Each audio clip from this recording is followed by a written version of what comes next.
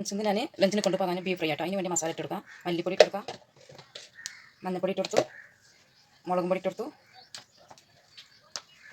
ഉപ്പിട്ട് കൊടുത്തു, തക്കാളി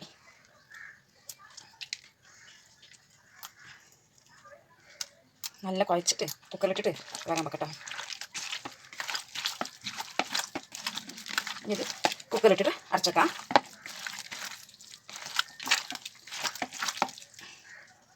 ഇറച്ചിക്ക് വേണ്ടി മസാല നമുക്ക് റെഡിയാക്കി കൊടുക്കാം. പച്ചമുളക്, പട്ട, ഗ്രാമ്പ്, ഇഞ്ചി, വെളുത്തുള്ളി, ജീരകം ഒക്കെ ഇട്ട് നമുക്ക് അരച്ചെടുക്കാം.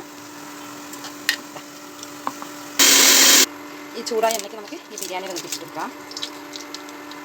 നമുക്ക് ഉള്ളി ഇട്ടെടുക്കാം.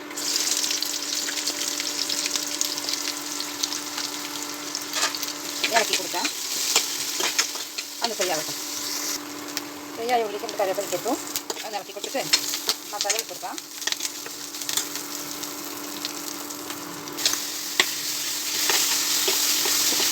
ഇതിൽ പച്ചമുളക് മാറിയിട്ട് ഒന്ന് ഇറക്കി കൊടുക്കാവേ. പച്ചമുളക് മാറിയ മസാലയ്ക്ക് വേഗത്തിൽ അരച്ചിട്ടെടുക്കാം. അത് ഇറക്കിക്കാം.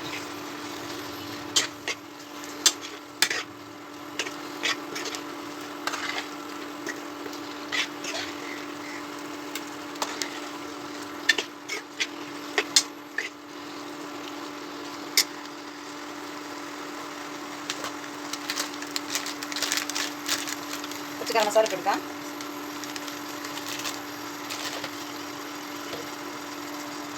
കുറച്ച് കുരുമുളക് പൊടി ഇട്ടെടുക്കാം. നല്ല ഇറക്കി കൊടുക്കാം.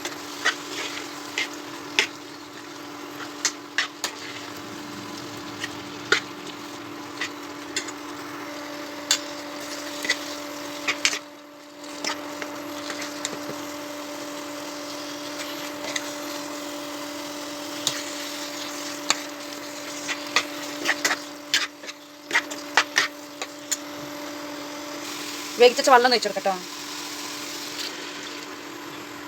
നല്ല നിലക്കി കൊടുക്കാം. നമ്മുടെ ബീഫ് ഗ്രേവി റെഡി ആയിട്ടോ.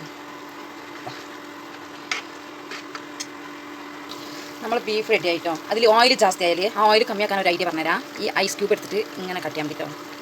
ഇങ്ങനെ കാട്ടിയാൽ ഇങ്ങനെ വരും. നമുക്ക് ഇങ്ങനെ എടുത്താൽ മതി. കണ്ടോ, ഇങ്ങനെ വരും. ഇങ്ങനെയാണ് ഓയിൽ കമ്മിയാക്കേണ്ടത്. ഇങ്ങനെ എടുത്തിട്ട് ഇതാണ്ടോ, മനസ്സിലായില്ലേ? ഇതങ്ങനെ ഐസ് ക്യൂബ് എടുക്കുക, ഇങ്ങനെ കാട്ടുക. ഇത്ര ഓയിൽ വന്നില്ലേ?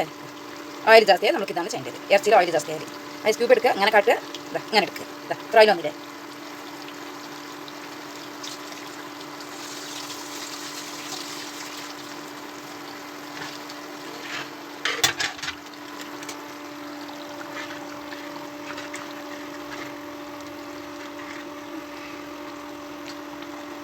നമ്മൾ ബീഫ് ഒന്ന് ടേസ്റ്റ് നോക്കണം കേട്ടോ.